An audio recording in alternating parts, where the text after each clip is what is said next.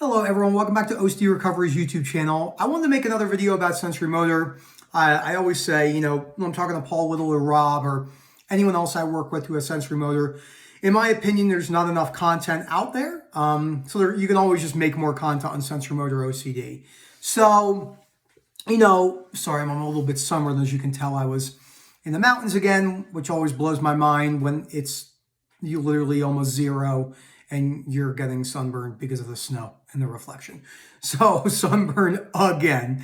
Yeah, that will be around for a little bit, especially now that we're entering the summer months and the UV index is a little bit stronger the higher you get towards the clouds.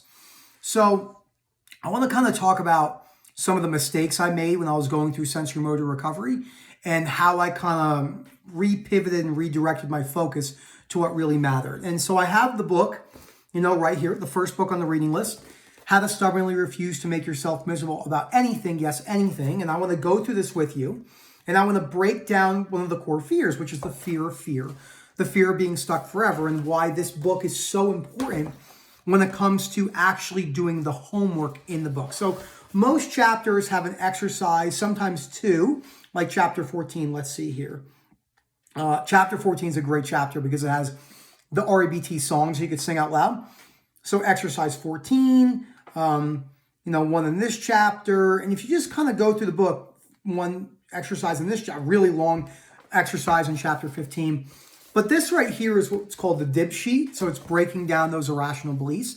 And I kind of wanted to do it with you. But first, before we go into this, I want to talk about, kind of like what I was doing wrong that really was kind of keeping me stuck. So for a long time, I just thought I could leave my sensory motor there, which I think many people do. And this is outside sensory motor. This could be hyper awareness or anything like that. We think we can leave it there and it will just go away on its own. And it's very understandable why we think that will happen. But it's also important to realize that, if you're scared of being stuck for the rest of your life and it ruining the life that you think you're supposed to have, it's really important to break down the universal belief of fairness and deservingness. Look, I wish things were fair. I wish deservingness was real. It would be nice. We can prefer that. But because there's so much non-deservingness, because there's so much unfairness, it's really easy to break that down when you look at it logically. And that's really important for this process.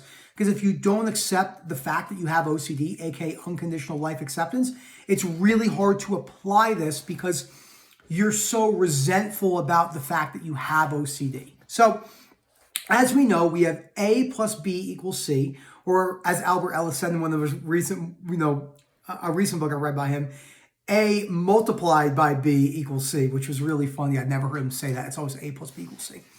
So most people believe, understandably so, I think we all believe this naturally because of everything we hear in the media and kind of how we're brought up around movies and conditioning from our partners and our parents and society, that A equals B, A equals C. A simple example would be that person cut me off on the road, aka that's why I'm angry.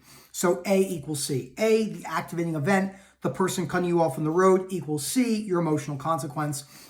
And that's really kind of the main things that keeps us, in that cycle with OCD. This is why we really break down those sticky core fears. So let's go through this together, okay? I definitely recommend you get the book. I definitely recommend you read it and do this on your own. I always talk about it's really important to write this down, whether you're using a notepad, a journal, non-compulsively, obviously. It's why we set timers, 15 to 20 minutes, especially in the beginning. The further you get along in recovery, you can kind of just go and do this as you please because the chances of it becoming compulsive usually are a lot less. You're fallible. You might make mistakes. I've done it, but it's easier to kind of catch yourself than it is in the first, say, month, 2 months, 3 months, 6 months when you're still really having a lot of physical symptoms potentially. So the activating event. Let's keep the activating event developing sensory motor OCD. So that could be breathing, blinking, swallowing, salivating, your heartbeat, the bridge of your nose, hyper awareness of your movements, thumbs on the steering wheel, foot on the gas pedal. It could be anything. We're also going to add in there any other type of hyper awareness. So tinnitus, ringing in the ears, hyper awareness of your gums. It can really be anything. Your tongue placement in your mouth. I've heard that before. Clothing, hyper awareness of clothing. We always joke, I didn't wear underwear for 15 years. Yes, it's a true story. That was before I was chronically latched, but that is funny. So So A, your activating event obviously is developing your hyper-awareness or your sensory motor. Plug is sensation. This could be groinal responses too. So it could be groinal responses with POCD.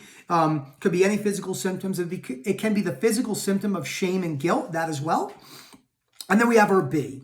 So, and these are our demands, awfulizing, catastrophizing, frustration intolerance, aka that I can't stand it itis, self-downing, other downing, or life downing. Okay, life is not worth living. I said this a lot. I ended up in a mental hospital, as many people know. Most people will not end up in a mental hospital. I did because I didn't want to apply the tools. And I made that decision myself, my wife and I, that we thought it was the best thing for us as a relationship and myself. So the belief would be this recovery shouldn't be this hard. That was a big one for me, kind of like halfway through my journey. If I notice my saliva and swallowing for the rest of my life will be ruined. Noticing these sensations is too terrible. I can't focus on work, and so forth and so forth. And then you have your C. Now, your emotional consequence has two parts. It has a dysfunctional, unhealthy emotion, and then it has maladaptive, unhelpful behaviors, which is your compulsions. So for me, I had severe anxiety, panic. I was severely depressed. My depressed was based off my beliefs. My life shouldn't be this hard. This should be much easier, and so forth. That's why depression, as we know, people who are really depressed, whether it's from OCD or something else in their life, there's usually very strong conditional self-life and other beliefs going on, and breaking those beliefs down would be key.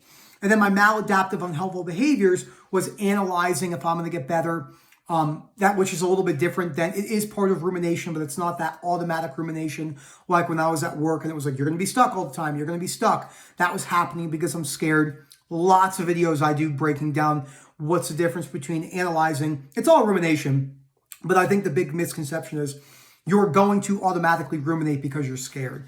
Most of the rumination is not something you could just bring down, but you could bring down analyzing. Like I was sitting on the couch and just being like, okay, what am I going to do to escape this right now? And then once I realized there's nothing that you can do in the moment to help yourself now or help yourself tomorrow, it's a long, gradual process.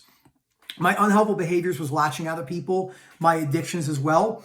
So that was addictions to really many things, video games, smoking again, my compulsive behaviors with the gym and exercise to run and everything like that. So, and then he gives you kind of a list of the dysfunctional negative emotions, which could be anxiety, fear. I had rage and anger. I had depression. Like I said, I had envy. I had that, envious of other people. And then the maladaptive behaviors would be social avoidance, which I was doing as well. Not taking care of yourself. I gained 50 pounds. I'm only 5'7". I already weigh 190. So you can imagine 50. I would think I was probably up to like 230 at my heaviest. I was probably like 35% body fat. But, I wasn't taking care of myself. I was eating out every meal and stuff like that.